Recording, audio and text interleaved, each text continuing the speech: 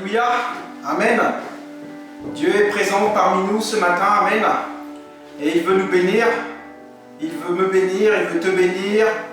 Donc ouvre ton cœur au Seigneur ce matin. Prie le Seigneur dans ton cœur pour qu'il puisse transformer ta vie. Pour que tu puisses grandir encore davantage avec lui. C'est ce que Dieu désire, bien-aimé. C'est que nous grandissions dans la foi en lui, qu'on soit totalement dépendant de lui, totalement soumis à lui et obéissant à sa parole. Amen.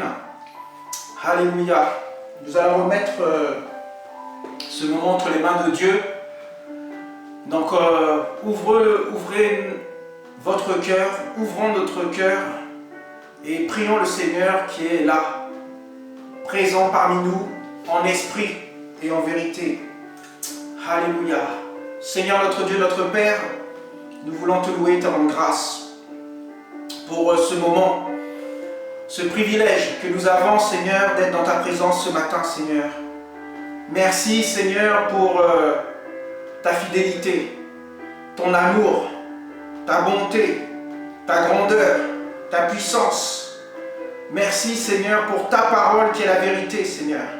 Ta parole qui est vivante, ta parole qui est puissante, ta parole qui ne revient pas à toi sans effet, sans avoir accompli les plans et les projets que tu as préparés d'avance pour nous, Seigneur. Oui, des plans et des projets de paix, de bonheur, afin de nous donner un avenir, une espérance, Seigneur. Oui, Seigneur, par les temps que nous vivions actuellement, Seigneur, nous voulons te rendre grâce pour cette paix que tu as mis dans notre cœur, Seigneur. Nous ne sommes pas dans la crainte, Seigneur. Nous sommes dans la paix, parce que tu es au contrôle de toutes choses, Seigneur. Et c'est pour cela que nous sommes tranquilles. Oh Seigneur, que tu puisses nous édifier ce matin, que tu puisses nous exhorter, nous encourager, tu puisses nous corriger avec ta parole, Seigneur, et nous transformer pour ta gloire. Que ta gloire resplendisse dans nos vies, Seigneur. Nous te bénissons et nous te louons. À toi soit la gloire. Dans le nom de Jésus, nous avons prié. Amen, amen, amen. Alléluia. Oh, Dieu est bon, bien-aimé. Et il veut nous bénir. Il attend qu'une chose, c'est qu'on soit béni. Amen. Alléluia. J'ai un chant qui me vient à l'esprit et j'aimerais bien aimé, que l'on puisse tous ensemble, chacun là où vous êtes, élever la voix vers le Seigneur. Alléluia. Oh Baba Oh Seigneur, tu es saint. Alléluia. Oh Père éternel, nous voulons rentrer dans ta présence. Oh merci Seigneur. Alléluia. Oh alléluia. Le chant est dit comme ça. Saint, saint, saint est le Seigneur, le Dieu des armées. Saint, saint, saint est le Seigneur, le Dieu des armées. La terre est remplie de sa gloire. La terre est remplie de sa gloire. La terre est remplie de sa gloire. Saint est le Seigneur. Reprenons, bien-aimés. Saint, saint, saint est le Seigneur, le Dieu des armées. Saint, saint, saint est le Seigneur, le Dieu des armées. La terre est remplie de sa gloire. La terre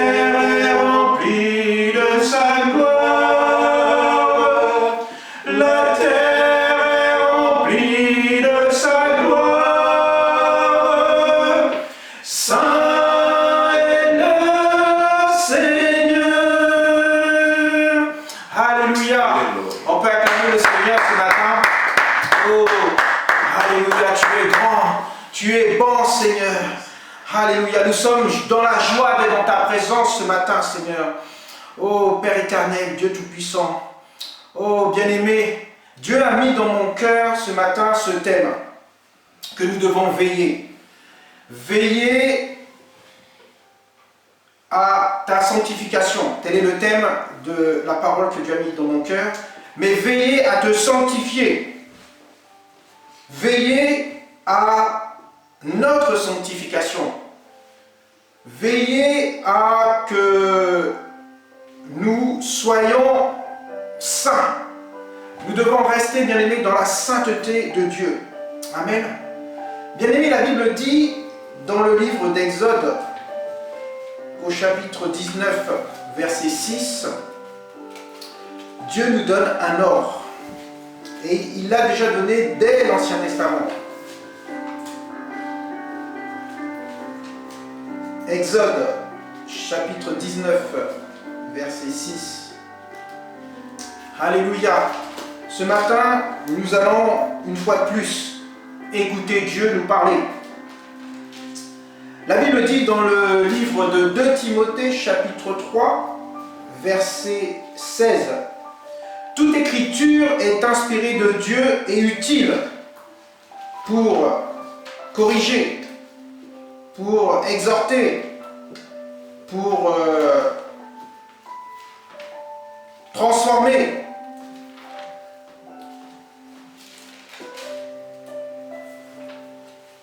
pour enseigner, pour réfuter, pour redresser, pour éduquer dans la justice, afin que l'homme de Dieu soit à la hauteur parfaitement équipé pour toute bonne œuvre. » Amen. Voilà. Soyons sensibles ce matin à la parole de Dieu. N'écoutez pas la parole d'un homme. Écoutez le Saint-Esprit vous parler au travers de la parole qui sort de ma bouche. La Bible dit que c'est le Saint-Esprit qui nous enseignera toutes choses. Laisse libre au Saint-Esprit à te parler ce matin. Donc comme je disais, c'est Dieu qui nous a donné un ordre, un commandement. Dans le livre d'Exode au chapitre 19, verset 6, il dit « Quant à vous, vous serez pour moi un royaume de prêtres et une nation sainte. » Amen. Il dit, voilà ce que tu diras aux Israélites. Mais en effet, veillez, bien-aimés. Que veut dire veiller? Encore une fois, j'ai été regardé dans le dictionnaire du Larousse. Donc veiller veut dire être de garde, y faire grande attention, s'occuper activement. Donc lorsqu'on dit il faut veiller à se sanctifier, veiller à te sanctifier, veiller à ta sanctification, c'est qu'il faut être en garde. Il faut faire attention et s'occuper d'être constamment dans la sainteté. Amen. Sanctification, c'est mis à part, être mis à côté. Et nous allons voir un petit peu plus, on va en parler ce matin. Amen. Dieu dit dans sa parole, vous connaîtrez la vérité et la vérité vous rendra libre. Amen. Et c'est vrai que par les temps que nous vivons actuellement, j'ai une cinquantaine d'années et je me dis qu'on vit quand même quelque chose d'incroyable, d'invraisemblable. Le monde entier a été arrêté, stoppé net par un virus. Quelque chose d'invisible, qu'on ne voit pas. On ne sait pas où il est. Mais aujourd'hui, nous sommes obligés de nous confiner pour ne pas être atteints par ce virus. Et je me suis dit, c'est quand même une chose qui n'a jamais existé. Le monde ne s'est jamais arrêté. On a entendu parler de guerre, de bruit de guerre. En effet, dans des pays, il y a eu des soulèvements, il y a eu des guerres, il y a eu des famines. Et c'est ce que nous dit la Bible. Lorsque vous entendrez parler de guerre, de bruit de guerre, de famine, c'est que ces choses annoncent le retour de notre Seigneur Jésus-Christ. Donc nous devons prendre garde et faire attention. Le monde est arrêté. Et là, Dieu nous donne une opportunité encore à tous d'être sensibles à sa parole, d'être sensibles à lui, lui qui a créé toutes choses. Et là, bien aimés, nous devons quand même se poser, prendre le temps de la réflexion et demander à Dieu, qui est notre Créateur, qu'est-ce qui se passe en ce moment. Vous savez, la Bible dit que Dieu parle tantôt d'une manière, tantôt d'une autre. Et il y a beaucoup de gens qui ont des révélations, que Dieu parle au travers de songes, au travers de sa parole. Et moi je crois que c'est encore un des signes de la fin des temps que nous sommes en train de vivre. Il a dit, vous connaîtrez la vérité vous rendra libre. Dans le livre de Jean, chapitre 17, verset 17, il dit, sanctifie-les. Il dit, sanctifie-les. C'est Jésus qui parle. Jean 17, 17. Il dit, sanctifie-les. Bien-aimés, Jésus demande au Père que l'on soit sanctifié. Une autre version dit, consacre-les par la vérité. C'est ta parole qui est la vérité. Amen. Jésus a demandé au Père de nous consacrer, de nous mettre à part, pour que l'on soit proche de lui. Il dit, comme tu m'as envoyé dans le monde, moi aussi je les ai envoyés dans le monde. Et moi je me consacre moi-même pour eux, pour que eux aussi soient consacrés par la vérité. Bien-aimé, Jésus, c'est le chemin, la vérité et la vie. Et nul ne vint au Père que par lui. Amen. Aujourd'hui, bien-aimé, Dieu nous appelle à s'examiner. Ceux qui ont le Christ et ceux qui ne l'ont pas. Si tu as le Christ, écoute. Si tu ne l'as pas, il est temps de donner ta vie à Jésus sans tarder. Et vis une vie qui plaît à Dieu. Amen. La Bible dit dans le livre d'Hébreux, au chapitre 12, verset 14. Hébreux 12, 14. Je lis la parole de Dieu.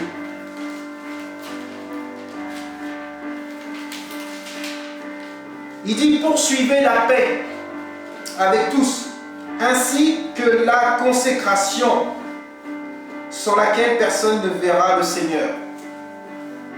Dans ma version, on dit la consécration, mais d'autres versions disent la sanctification, sans laquelle personne ne verra le Seigneur. Amen. Il dit, efforce-toi d'être en paix avec tout le monde et de mener une vie sainte, car sans cela, tu ne pourras voir le Seigneur. Amen. 1 Pierre, chapitre 1, verset 16, dit, vous serez saints, car je suis saint.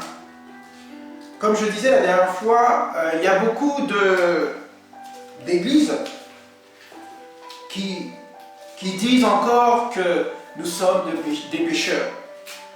Mais Jésus est venu pour nous sauver du péché, pour nous changer. Lorsque nous acceptons le Seigneur Jésus-Christ comme notre Sauveur et Seigneur, la Bible dit que nous devenons une nouvelle créature. Les choses anciennes sont passées, voici que toutes choses sont devenues nouvelles. Bien-aimés, nous ne sommes plus des pécheurs. Jésus nous a rachetés si nous avons donné notre vie à Jésus, si nous avons donné notre vie à Dieu. Nous sommes maintenant justifiés, lavés de tout péché. Et nous sommes saints, c'est ce que dit la parole. Alors la sanctification, qu'est-ce que c'est? C'est tout simplement notre manière de vivre, nous qui sommes en Christ. Après avoir reçu le pardon des péchés par la foi en Jésus, nous avons décidé de suivre le Seigneur en obéissant à ses instructions, selon qu'il a ordonné. Amen. Voilà ce que c'est la sanctification. À partir du moment où on a une vie, on a donné notre vie au Seigneur Jésus-Christ, nous devons marcher donc selon ses instructions, selon ses commandements. Dans le livre de Matthieu, chapitre 28, Matthieu 28, verset 19,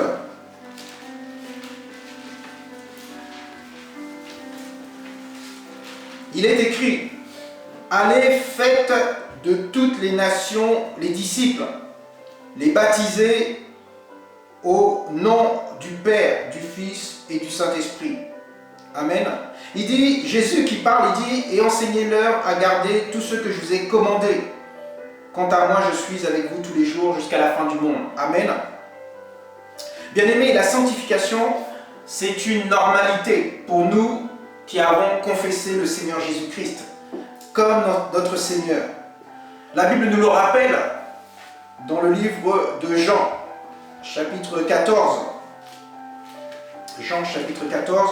Aujourd'hui, on va lire beaucoup la parole, parce que c'est la parole de Dieu qui agit. C'est la parole de Dieu qui transforme. C'est la parole de Dieu qui corrige. C'est la parole de Dieu qui enseigne. Et elle ne revient pas à lui sans effet. Amen. Donc, écoutons la parole de Dieu. Jean, chapitre 14, verset 23. Je lis la parole de Dieu. Il dit: si quelqu'un m'aime, c'est Jésus qui parle. Il dit: si quelqu'un m'aime, il gardera ma parole et mon Père l'aimera. Nous viendrons à lui et nous ferons notre demeure auprès de lui. Amen. Donc, la nécessité de la sanctification est rappelée aussi bien dans l'Ancien Testament, comme nous l'avons lu tout à l'heure dans le livre d'Exode, et dans le Nouveau Testament, comme nous l'avons lu aussi dans le premier livre de Pierre, au chapitre 1, verset 16.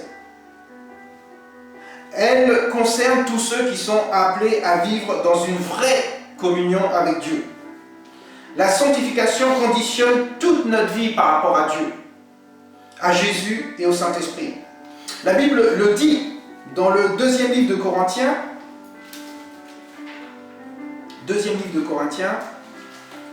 au chapitre 6,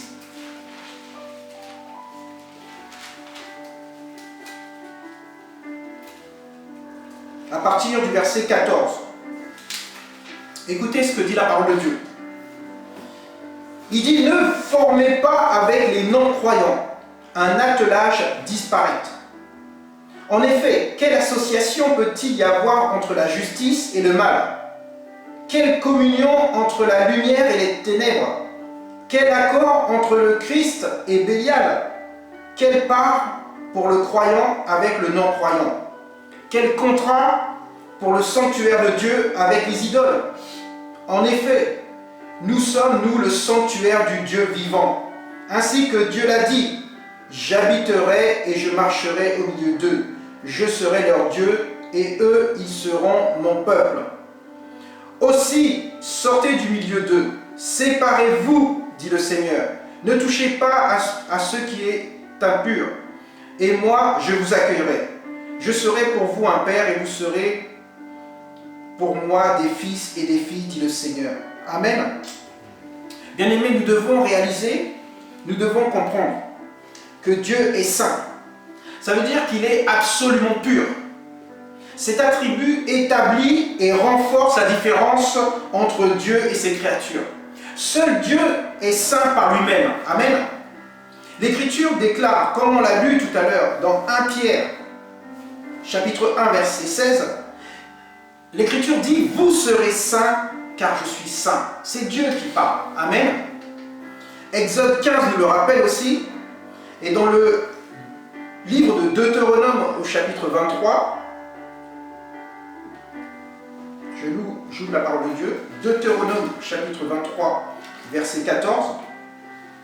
Il est écrit: tu auras dans ton équipement un outil.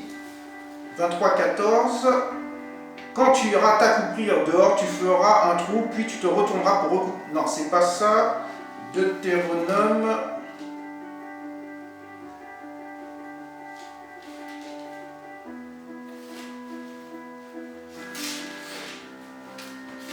J'ai perdu le verset. Je vous le redonnerai plus tard. Donc la sainteté de Dieu, bien-aimé, se manifeste par une haine du péché. Donc Deutéronome chapitre 25, cette fois-ci verset 16. Il dit, car quiconque agit ainsi, quiconque agit injustement, est une abomination pour le Seigneur ton Dieu. Amen. Dieu a une haine du péché, bien-aimé. Sa sainteté se manifeste par la haine du péché. Dieu ne peut pas être en contact avec le péché, bien-aimé. Comme on a lu tout à l'heure, il est saint. Il est pur. La sainteté de Dieu se manifeste par la pratique de ce qui est juste, de ce qui est vrai, de ce qui est pur.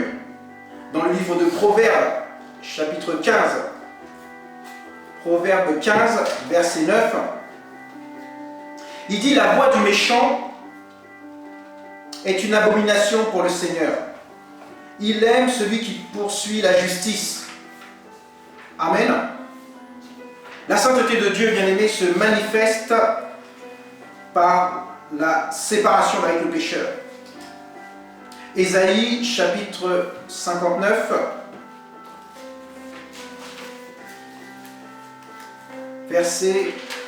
à partir du verset 1. Ésaïe 59 à partir du verset 1. Alléluia. Il dit, non, le bras du Seigneur n'est pas trop court pour vous sauver, ni son oreille trop dure pour entendre. Ce sont vos fautes qui vous séparent de votre Dieu. Ce sont vos péchés qui le détournent de vous et qui l'empêchent de vous entendre. Amen. Pour s'approcher de Dieu, bien-aimé, il est plus que nécessaire d'expier ses péchés. Il faut que le péché soit couvert et effacé pour s'approcher de Dieu. D'où la nécessité de la foi au sang de Jésus-Christ. Bien-aimé, tu dois mesurer l'importance de la sanctification dans ta vie. C'est pour ça qu'il est bon, il est primordial de veiller à nous sanctifier, de veiller à te sanctifier, de veiller à notre sanctification. Je te le rappelle, la parole est dit que la sanctification, sans la sanctification, personne ne pourra voir le Seigneur. Et nous savons que nous vivons actuellement les prémices des annonces, des effets du retour du Seigneur, de la fin des temps. Amen. Notre vie nouvelle, ta vie nouvelle en Jésus-Christ est un engagement solennel. La Bible nous le rappelle dans le livre de Luc, chapitre 1, Luc 1, verset 75. La Bible dit, dans la sainteté et la justice devant Dieu. Amen. Je lis même le verset précédent. Il dit, au verset 73, selon le serment qu'il a juré à Abraham, notre Père, ainsi nous accorde-t-il, après avoir été délivrés des ennemis, et de pouvoir sans crainte lui rendre un culte. Nous devons pouvoir rendre un culte à Dieu sans crainte, dans la sainteté et la justice, tout au long de notre vie. Amen. Dans le deuxième livre de Corinthiens, chapitre 7,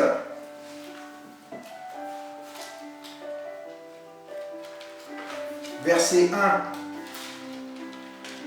il est écrit, « Puisque nous avons de telles promesses, bien-aimés, purifions-nous de toute souillure de la chair et de l'esprit, en portant la sainteté à son achèvement dans la crainte de Dieu. » Amen.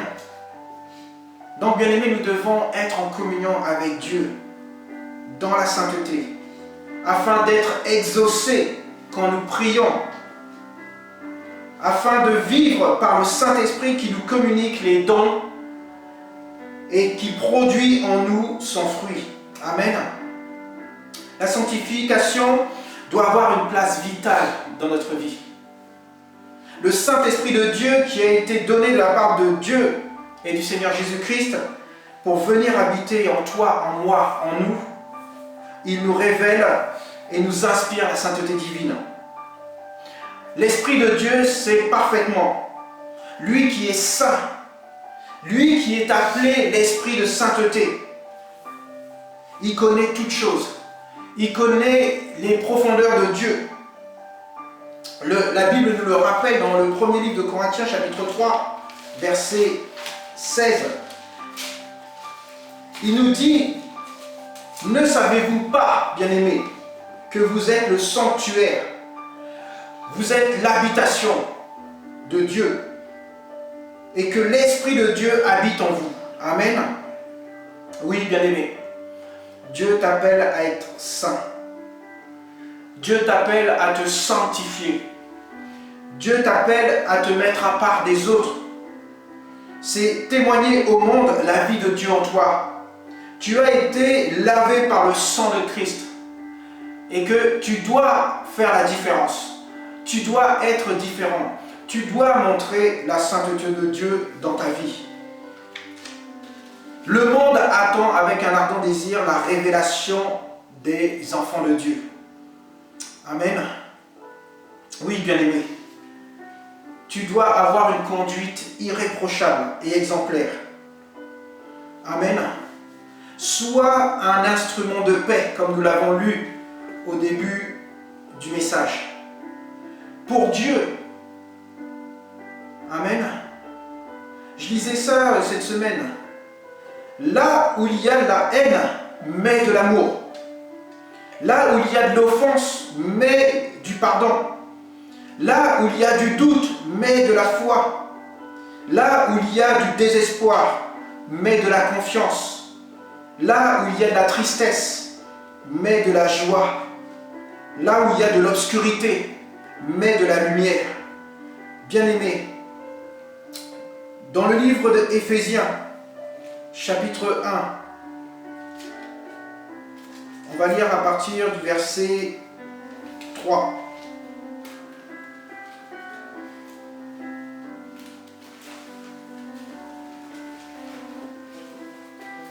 La Bible dit, « Béni soit le Père de notre Seigneur Jésus-Christ, qui nous a bénis de toute bénédiction spirituelle dans les lieux célestes, dans le Christ. En lui, il nous a choisis avant la fondation du monde, pour que nous soyons saints et sans défaut devant lui, dans son amour. » Amen. Il nous a destinés d'avance par Jésus-Christ à l'adoption filiale pour lui, selon sa volonté bienveillante. Amen. Avant la création du monde, bien-aimé, Dieu t'avait choisi en Christ pour que tu sois saint et sans défaut devant lui. Amen. Le livre de Colossiens nous révèle, Colossiens chapitre 1, à partir du verset 21, il dit « Quant à vous qui étiez autrefois étrangers et ennemis dans votre façon de penser, et par vos œuvres mauvaises, il vous a maintenant réconciliés par la mort dans son corps de chair, pour vous faire paraître devant lui saint, sans défaut et sans reproche. » Amen. 1 Thessaloniciens chapitre 3 nous le dit, le verset 13. La parole dit qu'il affermisse vos cœurs pour qu'ils soient irréprochables dans la sainteté devant notre Dieu et Père, à l'avènement de notre Seigneur Jésus-Christ avec tous ses saints. Amen. Au chapitre 5 du même livre, verset 23, il dit que le Dieu de la paix vous consacre lui-même tout entier pour que tout votre être, l'esprit, l'âme et le corps soient gardés irréprochables pour l'avènement de notre Seigneur Jésus-Christ. Amen. Oui, bien-aimé. Nous devons comprendre, tu dois comprendre que vivre dans la sainteté, c'est une marque distinctive des enfants de Dieu. C'est les témoignages de Dieu dans notre vie. C'est la différence entre les enfants de Dieu et les païens. C'est la sainteté qui est la marque des rachetés de Dieu. Dieu habite en toi et il t'inspire, nous l'avons lu tout à l'heure. Consacre le Seigneur Jésus-Christ dans ton corps, dans ton cœur, dans ton esprit. La Bible nous le rappelle dans 1 Pierre chapitre 3 verset 15.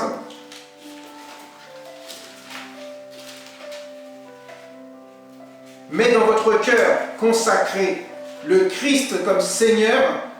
Soyez toujours prêts à présenter votre défense devant quiconque vous demande de rendre compte de l'espérance qui est en vous. Amen. Oui, Dieu témoigne dans ta vie. Dieu maintient ta vie. Toi, tu dois maintenir ta vie dans la sainteté. Dieu t'aidera. La seule façon de vivre pour être agréable à Dieu, c'est de marcher dans la sainteté. C'est de vivre dans la sainteté. C'est de pratiquer la justice. C'est de se conserver pur. Dieu ne peut accepter de s'unir avec quelqu'un qui est souillé. Nous l'avons lu tout à l'heure dans le 2e livre de Corinthiens, chapitre 7, verset 1. Dans le premier livre de Jean, chapitre 1, verset 3.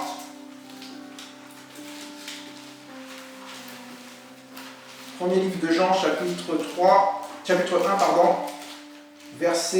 à partir du verset 3.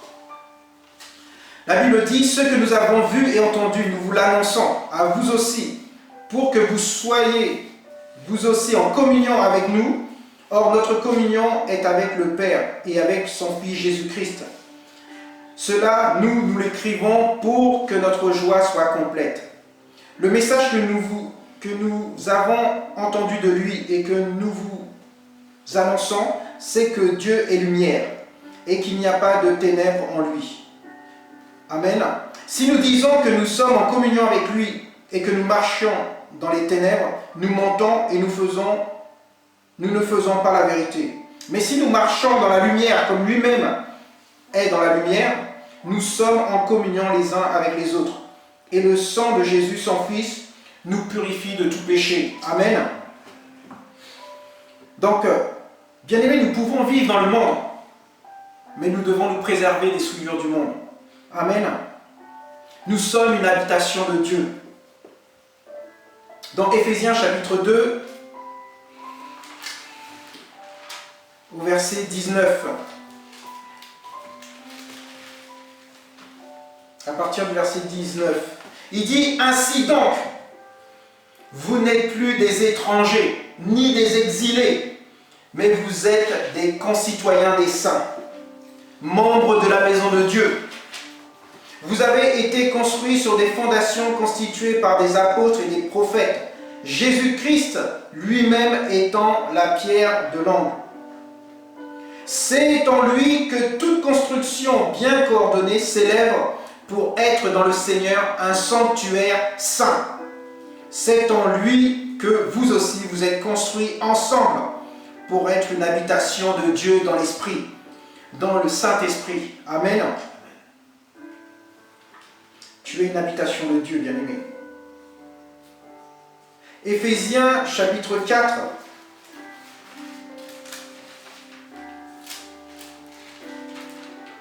Au verset 30. Bien-aimés, nous devons avoir une conduite irréprochable et exemplaire, comme je le disais tout à l'heure, pour glorifier Dieu. La Bible dit dans Éphésiens chapitre 4, verset 30, « N'attristez pas le Saint-Esprit de Dieu, par lequel vous avez été scellés pour le jour de la rédemption. » Le manque de sainteté, bien-aimé, te prive d'une joie, d'une communion parfaite avec Dieu. Le Saint-Esprit en toi est attristé et empêché. Et le Saint-Esprit empêche Dieu de t'exaucer et d'accomplir en ta faveur tout ce qu'il voudrait pour toi. Dieu veut le meilleur pour ses enfants. Mais, comme nous l'avons lu dans le livre de Ésaïe, chapitre 59, Il dit ce sont nos péchés. La main de Dieu n'est pas trop courte pour nous sauver, bien-aimés. Mais ce sont nos péchés. Nos péchés qui l'empêchent d'intervenir dans notre vie. Et c'est pour ça, bien-aimés, que nous devons veiller, toi et moi, sur notre sanctification. Nous devons veiller à se sanctifier pour que lorsque nous prions, Dieu exauce nos prières. Pour qu'il puisse nous préserver du malin. Hein, la Bible nous le rappelle. Il dit, soumets-toi à Dieu, résiste au diable, et il fuira loin de toi. Notre verset, il dit que le fait de se soumettre à Dieu, et en temps convenable, il t'élèvera. C'est important, bien-aimé, pour toi et moi. Dieu veut te bénir, il veut exaucer tes prières, il veut te guérir, il veut que tu prospères, il veut que tu sois heureux.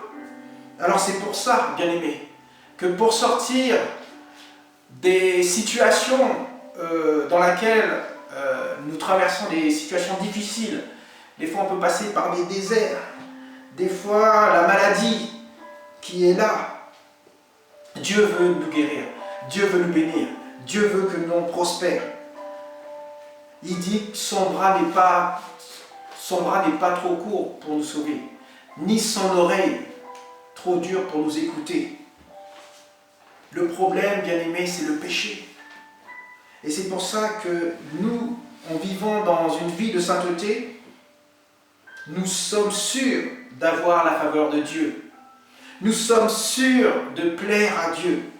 Nous sommes sûrs d'être bénis dans tous les domaines de notre vie. Et c'est pour ça que Dieu nous a donné sa parole. C'est pour ça que Dieu a mis en nous le Saint-Esprit. Il dit dans la parole, dans le premier livre de Corinthiens, que notre corps ne nous appartient pas. Il appartient à Dieu. Notre corps est le temple du Saint-Esprit. Bien-aimé, tu dois t'en rappeler. On ne doit pas négliger ce corps. On ne doit pas négliger notre communion avec Dieu. Parce que lorsque on néglige cette communion avec Dieu, on permet au diable de nous atteindre. Mais lorsqu'on est sous la main puissante, lorsqu'on vit, comme dit le psaume 91, dès le verset 1, Amen, que tout le monde connaît par cœur, il dit, celui qui habite au secret du Très-Haut repose à l'ombre du Tout-Puissant. Je dis au Seigneur, mon abri et ma forteresse, mon Dieu en qui je mets ma confiance, car c'est lui qui te délivre du filet de l'oiseleur et de la peste terrible. Amen. Donc, bien-aimé, lorsque tu es sous la main puissante de Dieu, le diable ne peut pas t'atteindre, le mal ne peut pas t'atteindre, la maladie ne peut pas t'atteindre. Tu es sous la main puissante de Dieu. En vivant dans la sainteté, tu es dans la présence de Dieu parce que Dieu est saint. Et l'habitation de Dieu est sainte. Tu es une habitation de Dieu. Amen. Et Dieu veut te combler de toutes ses grâces, comme il dit dans sa parole. Crois en ses promesses. Sanctifie-toi, bien-aimé. Le retour de Jésus est proche. C'est vrai que ça fait des années que j'entends ça. Mais voici des signes qui ne trompent pas, bien-aimé. Le retour de Jésus est proche. Nous devons rappeler au monde que ce qui se passe actuellement, ce n'est pas normal. Jamais dans l'histoire du monde, on a entendu parler que le monde a arrêté pas la Terre a arrêté de tourner, mais le monde a arrêté toute activité. Là, on entend dans les informations que la nature reprend ses droits, bien-aimés. Que la pollution même disparaît. Amen. C'est Dieu qui est le créateur. Au commencement était la parole. Et la parole était avec Dieu. Et la parole était Dieu. Tout ce qu'il a créé, il a créé avec sa parole, bien-aimés. Regardez comment le monde est à l'arrêt. La nature reprend ses droits. Et la Bible nous le rappelle pour ceux qui ne connaissent pas le Seigneur et qui disent oui non mais Dieu n'existe pas. Dans le livre de Romains, si je ne me trompe pas, au chapitre Romains chapitre 1,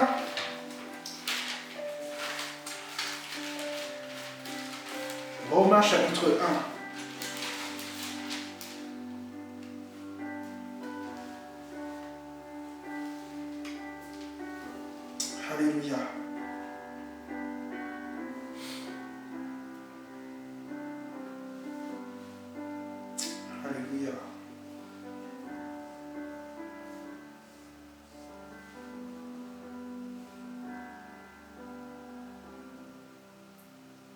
ô Jésus. Enfin, pour ceux qui ne sont pas en Christ, qui ne sont pas croyants, regardez la nature autour de vous. C'est Dieu qui a créé tout ça. Et les gens n'ont pas besoin de voir Dieu. Il suffit qu'ils regardent la nature et ils comprendront. Je regardais un film dernièrement et je me disais, même ma fille de bientôt 7 ans, elle me disait, mais comment ça se fait, on tient, pourquoi on ne tombe pas? Comment ça se fait, on tient sur la terre? Comment ça se fait il y a plein de choses qu'elle se pose des questions. Et nous, adultes, on connaît beaucoup de choses. Mais il y a des lois naturelles, comme il y a aussi des lois spirituelles. Les choses invisibles sont réelles. L'air que nous respirons, que nous ne voyons pas, est bien réel. Le virus que nous ne voyons pas est bien réel. Il y a des gens qui meurent chaque jour. C'est à nous, bien-aimés, de s'examiner et de prendre en compte toutes ces choses. Dieu veut que tu aies une conduite juste. Pour terminer, dans le livre de Proverbes, au chapitre 21, je lis la parole de Dieu. Proverbe 21.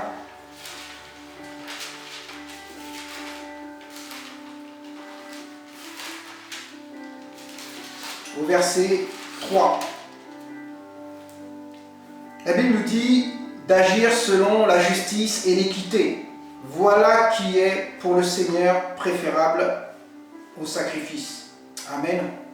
Agir selon la justice et l'équité. Et une conduite juste, bien-aimée. Et tu plairas à Dieu. Prions le Seigneur. Ô Seigneur, notre Dieu, notre Père, nous voulons te louer et te rendre grâce pour cette parole. Merci Seigneur que cette parole puisse nous encourager, puisse nous édifier, puisse nous corriger afin de te plaire, afin que nous soyons plus matures pour comprendre Seigneur ton œuvre, pour comprendre la mission que tu nous as donnée à chacun. Oui, Père éternel, nous te bénissons et nous te louons. Sois glorifié, sois élevé, manifeste ta gloire dans nos vies, Seigneur. Oh oui, Seigneur, nous te bénissons. Utilise chacun de nous comme des instruments qui sont efficaces, pas des instruments inutiles, Seigneur. Oui, Seigneur mon Dieu, nous te demandons dans le nom de Jésus que tu puisses chaque jour nous faire grandir un peu plus dans la foi en ta parole, que l'on puisse être exemplaire, que l'on puisse être des modèles pour tous ceux qui nous regardent, qu'ils puissent voir ta lumière en chacun de nous. Nous te bénissons et nous te louons. À toi soit la gloire. Dans le nom de Jésus, nous avons prié. Amen, amen. Bonne journée à tous, bonne semaine. Nous allons avoir maintenant notre repas avec le Seigneur. Donc, préparez vos éléments, le pain et le jus de fruits de la vigne, pour que l'on puisse participer ensemble. Bonne semaine à tous, soyez bénis et à bientôt.